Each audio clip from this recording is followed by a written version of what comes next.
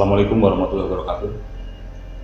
Dalam kesempatan ini izinkan saya untuk mengucapkan selamat merayakan Natal 2019 kepada saudara-saudaraku yang beragama Kristen, umat Kristiani di seluruh wilayah Provinsi Gorontalo, dan selamat merayakan Tahun Baru 2020 kepada seluruh warga masyarakat Gorontalo.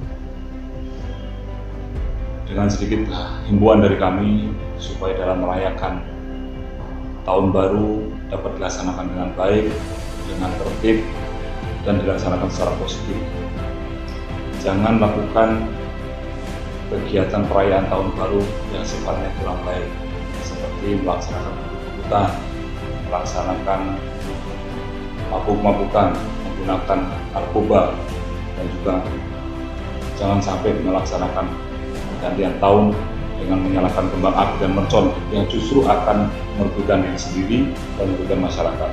Lakukan langkah-langkah yang sifatnya konstruktif untuk merefleksikan diri kita, apa-apa yang sudah kita perbuat di tahun yang lalu, perbaiki yang dapat kita perbaiki pada tahun 2020. Lakukan muhasabah dan isi dengan kegiatan-kegiatan yang positif bersama dengan keluarga.